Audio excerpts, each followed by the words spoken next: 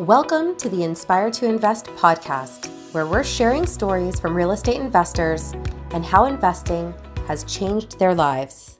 This episode of the Inspire to Invest podcast has been brought to you by Vantage Point Financial. Hey everybody, welcome to Inspire to Invest. I have Khadija Jafferji here with me today, and she's a real estate investor from Toronto. And with her husband, Jose, they lead a small group of investors with a Canadian portfolio around $50 million. So it's pretty sizable and significant. And more recently, they've also developed into the United States, specifically with apartments and short-term rentals. And at the moment, she's really passionate and focused on improving the lives of others with financial education and overseeing and utilizing real estate for their financial freedom goals. So she has a company with her husband called Savvy Real Estate Group, where she oversees property operations, financing, management, and construction. And with her personal project management skills, she makes sure that all the work is done on time and within budget, which is like music to the ears of, I think, any investor. So thank you so much for your time today. How are you? I'm good. Thank you so much for having me. Yeah, of course. So obviously it sounds like you and your husband have done a lot. I don't know in how much time, but maybe you can take me back to the beginning and what life looked like before real estate came into the picture. Yeah, it's funny. My husband and I have been investing in real estate since we met. So my husband was kind of dabbling in it when we got engaged. And so ever since then, it was kind of a part of our life, which is kind of nice. We kind of grew together over the Yeah. years. But, we started while we were working like most people. We were working, we were doing investing on the side. We tried various strategies in different markets, buy and hold, flipping. I think that when we first started, we were focused on low priced markets, which a lot of people are just because of affordability. We were young. I was like 23 years old when I got married. So we didn't have money. We were just starting our corporate careers. And then, slowly over time, like it's obviously a long story. We've been investing, I think, for almost 15 years now. And, evolved our strategies, evolved markets, so many different things. And then I think in around 2015, 2014, 2015, Jose went full time. In 2016, our first child was born. And then after that, I went full time too. So now we are both full time in the business, and we've figured out ways to create income within the real estate business. Because for all those who invest, that investing in real estate is not necessarily equivalent to having income from real estate. They're kind of different things. Oftentimes people invest for, wealth generation and, some other, factors, including preservation of their money and stuff like that. But we had to figure out ways to also generate active income within the business if we were going to leave our corporate careers. So now, can you kind of talk how it's about evolved. just where you started? So you talked about some of those cheaper markets. So can you talk about kind of where that portfolio started, and then now like where you're focused on and where you've pivoted to in the last like year or two? For sure. We actually started in Windsor, Ontario, again, because we were buying properties at really, really low prices. We were buying foreclosures, and we were hooked up with some wholesalers out there who were giving us, duplexes and triplexes and fourplexes at really, really low prices. I know Windsor, Ontario has gentrified a lot today, and people are back in Windsor, but at that time, like in early, I'd say 2008 to 2010 is when we were there, and it was not very good. So we had a lot of issues with bad tenants, and we also had issues because it was far for us. So Windsor is far from, where we lived. And so it's drivable, but it's not like something you want to do in a day. For sure. And so we had a contractor who said he was doing the work. And when we kept paying him installments, I think it was like $12,000 or $15,000 in money that we had handed over. And when we finally ended up getting out there, like 3 or 4 weeks later, nothing was done. Now, would you say that you've embedded in part of your process, like having gone through an experience like that, like where they have to send you like video routinely or pictures? Like I know things have come a long way with smartphones. So just because you do have a portfolio that now goes even into the States, have you kind of embedded that in your process just to make sure like people aren't pulling it over your eyes? For sure. And I mean, I think that kind of brings me back to the end of that question, which was that we shut that portfolio down and we brought our portfolio closer to home. So we started, Jose joined REAN back in the day, Real Estate Investment Network, and we started looking at more economic fundamentals and proximity and management close to home. So we started investing in Hamilton. Hamilton is still where the chunk of our portfolio is. And then we invested in Oshawa, east of Toronto. And now we are also in Brantford, Cambridge, some other markets just in and around the GTA. And what it did was allowed us to bring our team on board and have a boots on the ground team. So yes, like photos and all of that stuff is really, really important, but also just having, enough representation, boots on the ground, especially when you're dealing with larger projects, was something that as a new investor, we just thought was non-negotiable. Like we just, as you progress now, 10, 15 years down the line, we can do things farther away from home because we have systems, like you said. But back then we didn't even know what systems were, right? We were just kind of flying by the seat of your pants. By the seat of our pants. Yeah.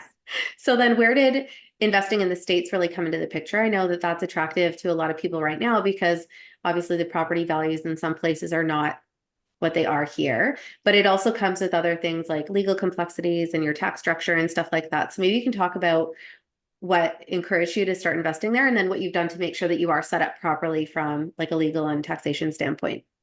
Yeah, so I'll be honest with you, Jose handles all of the legal and tax stuff related to our portfolio there, but we do have a great accountant and a lawyer, a cross-border accountant and a lawyer who has guided us through all of that process. Really, and honestly, I'll be 100% honest, that has been refined many times from when we started. So we initially had like a sort of a structural chart of, how the US corporations were set up and how they fed into the Canadian business. And that has been refined as we have kind of decided what we're doing out there. So initially, Jose does some syndications there. So that's where it started. He is co-GP on a couple deals there. And that was where it was initially set up for. And then I'd say about a year ago, I decided I wanted to buy some short-term rentals. And those are sort of owned solely within our own personal structure. So that kind of changed things a little bit. So we set that up. And the reason, we did it was it just makes more sense. I mean, I think for so long, we've been stuck on this idea that we have to invest here because it's close to home. And we do have a business here. We have staff here. We have so much infrastructure that supports that. But there's been a lot of things that just don't seem to make sense right now. And there's only so much you can push a circle into a cube. Now, can you talk about that? So for someone that is looking to start, what would you say are some of those challenges that you have faced in the Canadian market that are more appealing in the States and just kind of figuring out those aspects? Yeah, I mean, I guess for me, so like our portfolio in Canada, we have apartment buildings and we have a long-term rental properties. We are self-capitalized in Canada, so our entire portfolio is owned within our own corporate structure. And the reason we did that was you got to ask yourself what you're doing and why you're doing it. So we did that primarily because we wanted to create wealth for our family. So I will be saying like anything that you have within that, you guys, it's your own money and your own investments. You don't necessarily have partners or we don't have any partners in Canada, like you mentioned. Yeah. So in Canada, we don't have any partners. It was our own portfolio. We bought it and we grew it to create sort of a nest egg and wealth for our family moving forward. And that has been really instrumental in giving us a lot of peace of mind. Like we have those assets, but I'll be honest with you, like by the time you go through the BRRRRs and you do all of this stuff and with the challenges with our system here, those assets are not necessarily providing us the cash flow that we thought they would. They're just not. With the repairs and maintenance, they're old. All of these markets are very old. Maintenance, rent control, LTV. 100%. So anybody who's like, oh yeah, X number of millions of dollars is the cash flow of this massive portfolio. Okay, but like how much is it actually profiting us in terms of net cash flow at the end of the month or in the end of the year? And the answer was not good. So we always were doing a lot of flipping and we had other sources of active income. Jose was a realtor for a while and, we had all these things happening. And then we started thinking, okay, like maybe we want to incorporate more investments that are going to actually generate cash flow into the portfolio. And that is kind of where the short-term rentals came in. And I'll be honest, they're two very different strategies. Short-term rentals are extremely hands-on. Long-term rentals are hands-on too. We have our own property management company within our company, so we manage that too. But it is a different type of management. It's obviously different. So I think that somebody looking into the US, I think the US, the numbers generally make more sense no matter how you look at it. Like if you're going into the right market. Did you focus on for the States? What? Sorry? Which markets are you focused on? So with Jose syndications, they're primarily in Georgia, in the Atlanta area. But myself, I have short-term rentals in the North Carolina mountains. And then I also have some in the Florida area. So in the Tampa Bay region. Yeah, nice. Yeah, I know I connected with another investor that he's from Florida as well, but he's actually done the best in the Smoky Mountains. So he's got all these log cabins, and I think when he bought, there were maybe 600,000. They've more than doubled in value. And he actually shared on social just last week his net operating income. It was like over $1 million in cash flow just Yeah. from the properties that he's got there. And I was like, Yeah. yeah, so Yeah. I it mean, can I be can good. I think share also like, timing it when he got in, it was the right time, and just the way the equity has grown that he's been able to scale that way. So yeah, it's really interesting just to see where people are going and what the numbers actually look like. So yeah, it's amazing. Like we don't buy anything that's below 20% cash on cash return.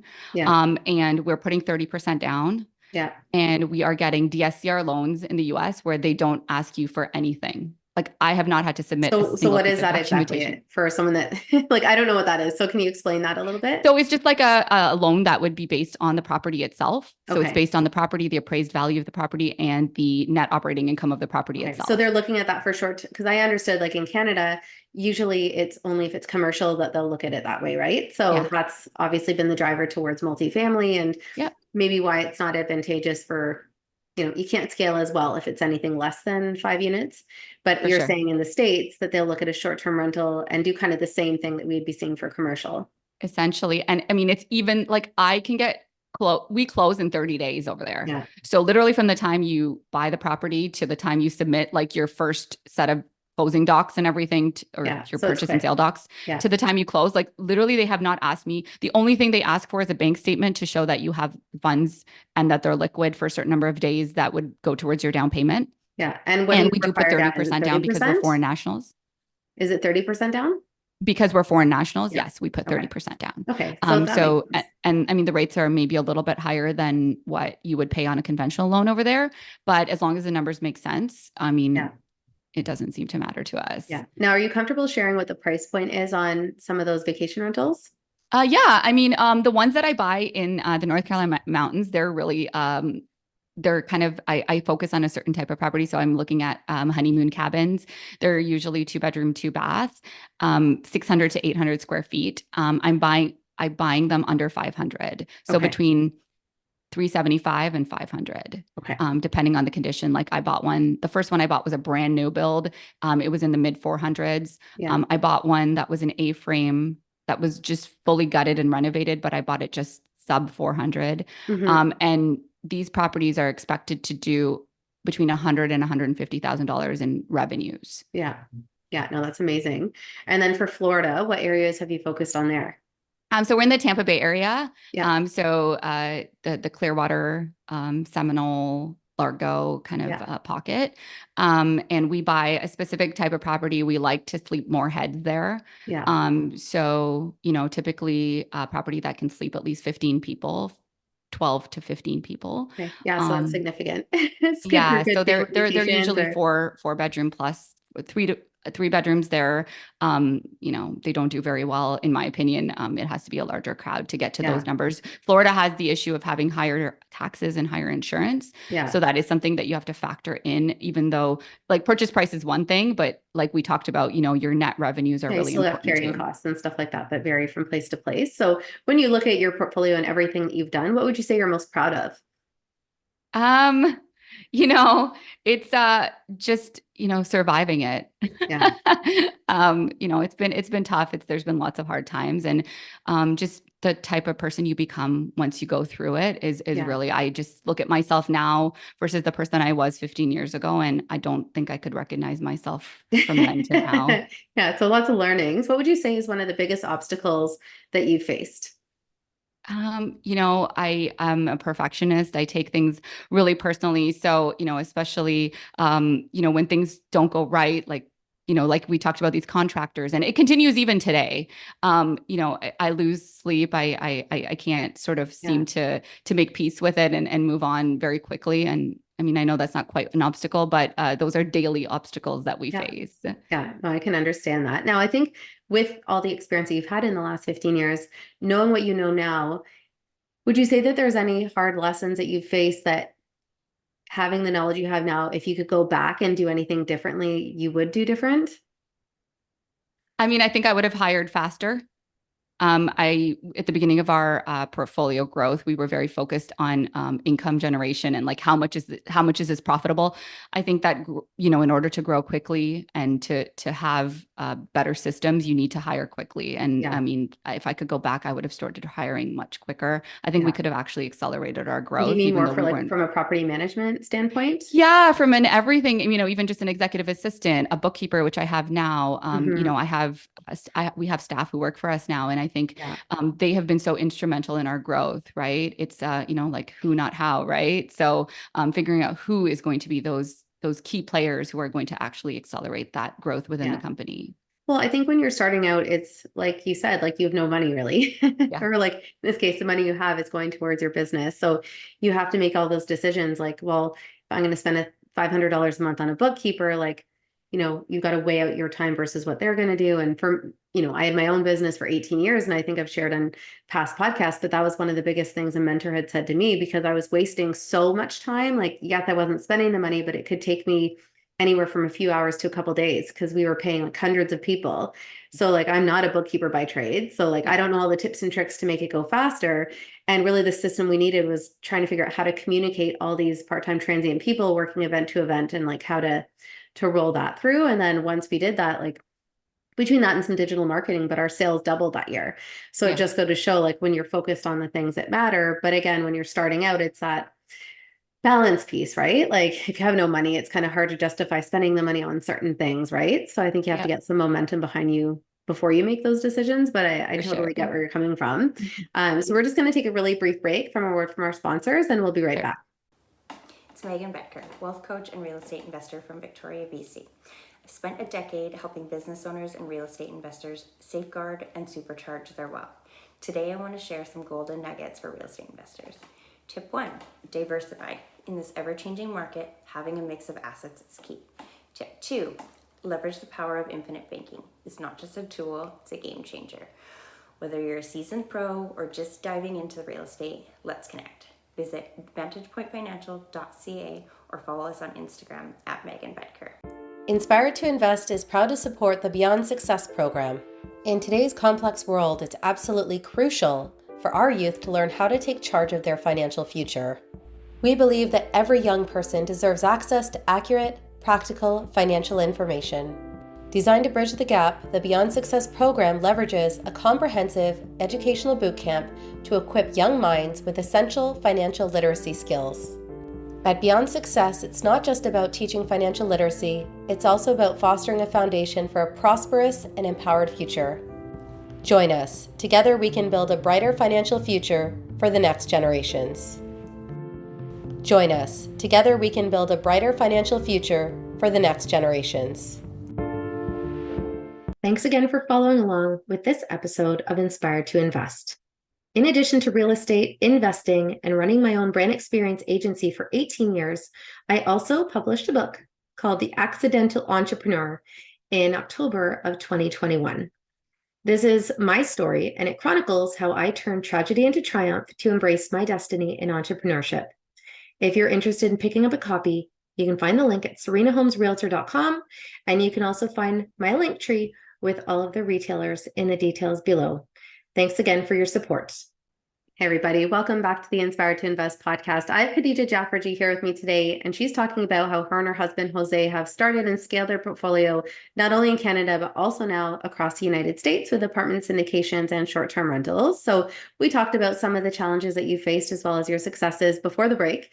And I guess what I really want to know is, what would you say is the craziest thing that you've experienced as a real estate investor? Oh my gosh, the craziest things have to do with the tenant stories, and I could go on and on. Like, How much time do we have? I know, right? I mean, it's just wild. Like, I have a tenant right now who is basically running like I guess like I don't know, like a brothel or like Oh a dear. prostitution ring in the apartment. There is like 10 people men who come in and out all day long. Like Oh it is gosh. crazy. Like, And how do you I've even learned so crack much. down on that? Like, There's nothing. It's so frustrating. I have learned so much about the legal system and our police system you're like, you and can't do just anything. how helpless things can be sometimes. And just like how crazy the law is. I mean, I Yeah. don't mean to like, You have to, hate it on really our begs the system, question, but like when you look at Ontario and some other places, like how did it get like It is so crazy. And Yeah. I mean, yeah, the tenants are definitely the most challenging part of this business, but some of the most entertaining stories that we laugh about it on our morning meetings and stuff. Just Yeah. you got to just keep laughing. Yeah. Never a dull moment. So in terms of things like mentorship and learning, what would you say is some of the best advice that you've been given? And have you done anything in terms of educating yourself by joining like masterminds or communities and things like that to help accelerate your learning? Oh yeah, 100%. And actually, my husband says this, and I've learned this so much from him, is that, if you need to find someone who's 10 times smarter than you, and you will, crush your learning curve like drastically. And that has always been our philosophy. Even when I started short-term rentals, the first thing I did was join a mastermind. I mean, it cost Yeah. me a lot. It was a US-based mastermind. And Yeah. literally within joining the mastermind, within like 3 weeks, I was connected with agents who were like through the networks of the mastermind, other students Yeah. within the mastermind. And I had already started looking at properties. I mean, there was no way that I would have known what markets to focus on. Yeah. I was connected with brokers and agents. So yes, join a mastermind. All the self-learning in the world is amazing. And we do Yeah. some of that too, listening to podcasts, reading books. But the value of connecting with other people who have done what you want to do is just invaluable, in my opinion. And Yeah. don't, you got to pay people for their time. Yeah. Pay for them and pay for yourself. Because when Yeah. you've paid for something, not only are they accountable to you, but you are accountable. I think there's just something about paying for something that makes it like solid in your mind that you got to get this shit done, right? Yeah, yeah. Yeah, So no, I can agree completely. It's like they say when you have an event, even if you're only going to charge like $5 or $10, if people have spent money on it, they're so much more invested than if you're like, it's free. And if yeah, you have a free event, like half the people may not show up, but if you just charge them an incremental amount, then you'll have like most of them will show up, right? So I for think it's sure. just the way that people kind of perceive things. Now, obviously, you guys have built this robust portfolio. Would you say that you've reached your financial freedom number, or do you feel like you're still kind of on track towards it? Yeah, I mean, yes, we are financially free. I think it depends, life changes. We have 3 kids now, your goals change and you're constantly evolving. We have aging parents now. So those financial freedom numbers always change. But for Yeah. us, it's not about that anymore. I think it's about challenging yourself and becoming better. I mean, if Yeah. we stopped, we would feel very empty. And granted, the markets change too, right? Like we are not necessarily always making the same income because of the markets. I mean, real estate is volatile, right? Sometimes, as much as Yeah. it's not, it is, especially when you're on the active side of things, like, realtors, mortgage agents, people who are doing more active work, Yeah. um, things change, right? So you got to constantly be evolving and getting better. So yeah, I mean, I think we definitely have goals to grow our portfolio still. I think we Yeah. have a number that we'd like to be at in terms of our net worth. And I think for us, that's the big thing. The big focus is our net worth goals. Yeah. Um, and of course, continue to grow income because, like I said, things are constantly changing. Yeah. No, I understand that completely. Now, what would you say, in terms of how real estate has changed your life? Like, what do you think life would look like if you hadn't gone down this path? Oh my goodness, I think we'd be working corporate jobs.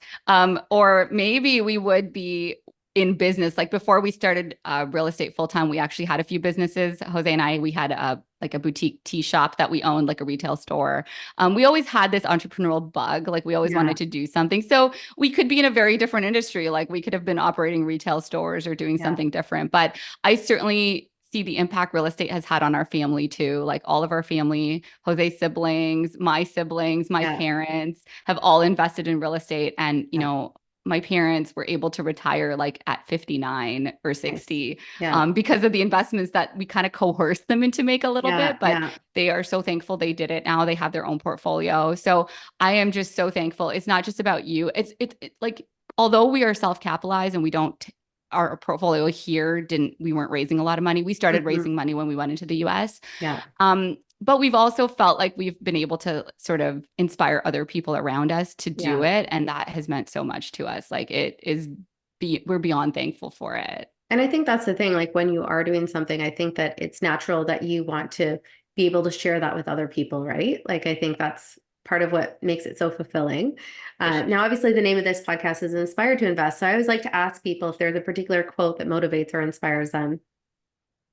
Yeah, I mean, there's so many, right? There's got like a quote list. My favorite quote is how you do anything is how you do everything. We live by that principle. Like we put our heart and soul into everything we do. Yeah. How we treat our tenants, how we set up a new short-term rental. Like Yeah. it's just how you live your life is in your business, in your personal life. And my other favorite quote is a Helen Keller quote, which is the one that oh my gosh, my brain. Most beautiful things in the world cannot be seen or even heard, but must be felt with a heart. And Yeah. I think that, again, like we are heart people. Our staff have all been with us for so many years. Our tenants have all been with us for so many years. So, building business is, yes, like I get it, it's cutthroat and all of that. But like really, we need to come back to some of those roots and like the fact that why are we doing what we do? And it's to Yeah. inspire other people, to help other people, whether it's other investors or our tenants or the guests that come through our short-term rentals. Like, everything you do, I think there has to be some heart in it. Yeah, no, I love that. Now, is there anything in particular you want to leave with someone that could be tuning in, listening, or watching? Yeah, I think that, real estate has changed our life. I think it can still change everyone's life. I know that sometimes in this market, things are kind of dim and grim and, people are feeling a little bit like they're stuck. And I think that you're not stuck. There's so many things you can do. And I think Yeah. that you don't have to build, a $10 million or $50 million or even a whatever portfolio. You can even Yeah. have one property. The power that one or two properties can have on changing your life, or even investing passively in a few ventures that just involve small things. Yeah. I think that compounded over time, those things can really make a huge difference. So Yeah. I would urge anybody, like, no matter how big or small, like I've been in the same shoes where I've seen people who are like in it and already established, and you're like, How do we how get do I there? even do Yeah. this? Right. Yeah. But Yeah. I No, I think that, understand that. just small things over time make big difference. Yeah. No, absolutely. Now, for anyone that wants to learn more about the kinds of projects that you have on the go or future investments, what's the best way for them to reach you? Yeah, so we have our website, which is savvyrealestate.ca. And you can check me out on Instagram, my first name, last name. And we actually have a podcast too. We haven't been recording in a little while. We've been taking a break, but we have some great episodes with some amazing guests. I think we have about 50 or 60 episodes from the last year or two. Nice. So it's the Savvy Real Estate Investor Show. Awesome. Great. Well, thank you so much for your time, for being here for today. Of course, for anyone else that's tuned in as well, thank you for your time. And if you have enjoyed this episode, please make sure that you like, comment, and subscribe. And you've also followed along on social at Inspired to Invest Podcast. And remember, when you invest in yourself, the sky's the limit. Thanks again. Thank you to Vantage Point Financial for bringing you this episode of Inspired to Invest. The views represented on this podcast are for general information only and does not constitute investment or other professional advice or an offering of securities. The host and guests featured on Inspired to Invest make no representations as to the performance of any particular investment. Should you decide to make an investment, you are responsible for conducting your own review and analysis. It is recommended that you obtain independent legal, accounting, and tax advice from licensed professionals.